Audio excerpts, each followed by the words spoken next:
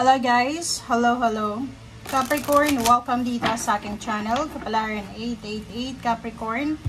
Alamin natin Capricorn kung anong messages, vibration, gabay energy para sa lahat. Ito ay message from Archangel Michael para sa lahat ng Capricorn. So, I hope na makuha mo yung energy dito.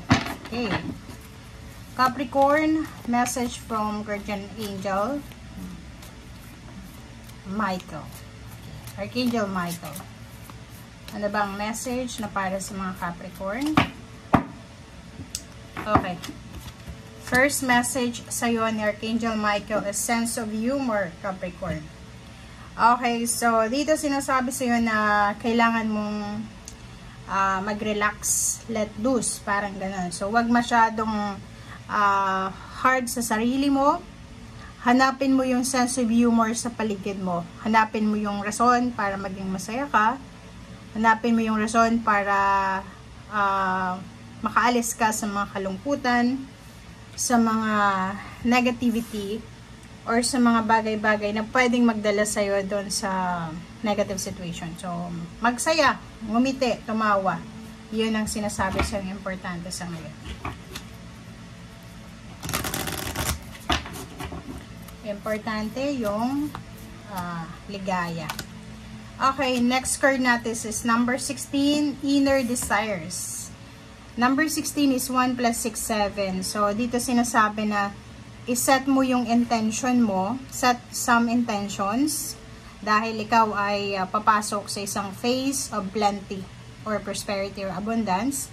So, parang ang sinasabi dito na kailangan mo ihanda ang sarili mo, Capricorn, dahil may papasok na swerte sa buhay mo, prosperity and abundance, okay? Sudden windfall, okay? So, kung may mga goals ka, may mga motivation ka, or yun, goals sa buhay, abot kamay mo na siya, okay? So, parang yung iba, malapit na, okay?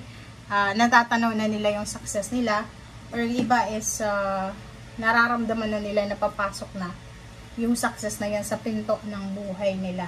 Okay? So, yun. Kailangan mong bigyan ng sarili mo ng time para makapag-relax. Relax lang. Yun yung sinasabi sa'yo. Okay. Capricorn.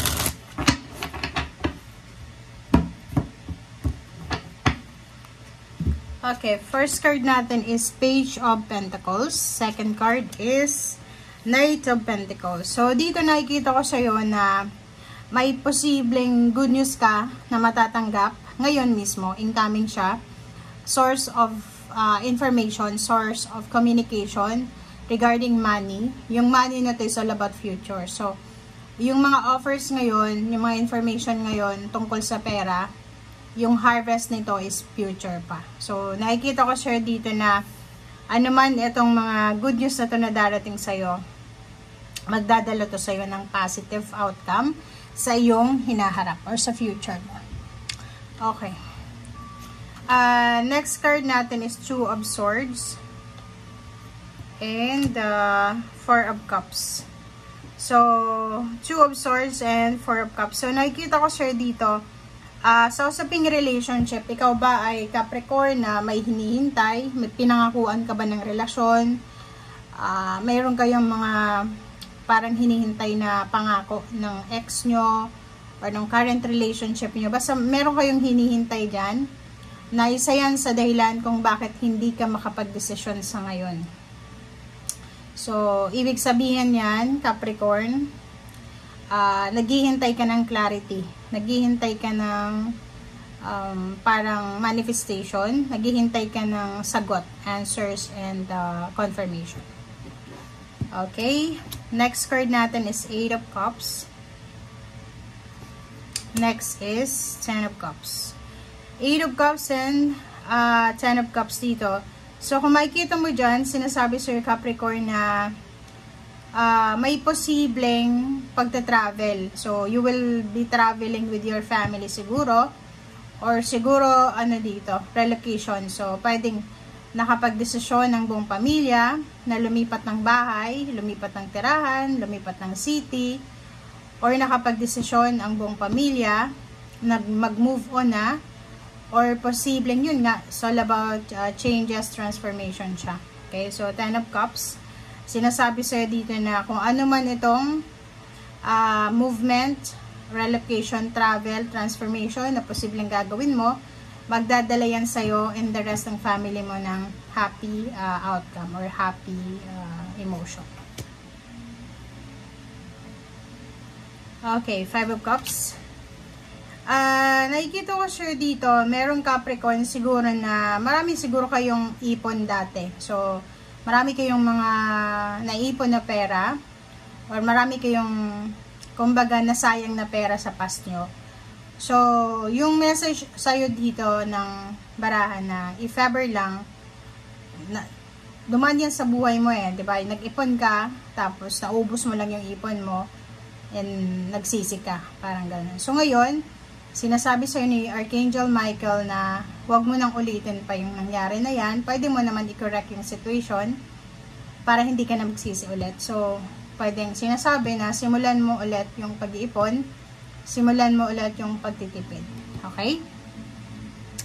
Okay. Next card natin is Page of Swords and 8 of Wands and Death card. So, Capricorn, so nakikita ko sa'yo dito, isang good news ang posibleng darating sa'yo na pwedeng magdala sa'yo ng closure, finalization, parang may nga plano to pwedeng closure of relationship, plano, or kung ano man tong thoughts na kailangan ng tapusin. And Page of Swords, nakikita ko sa'yo dito na straightforward mo ang gagawin kung ano ang planong ito. So, pwedeng yung plano mong pag-aaral, pagte-travel, paglilipat bahay, paglilipat ng trabaho, ay posibleng nagkaroon ka na ngayon ng clarity. So, parang sinasabi sa'yo na klaro na siya.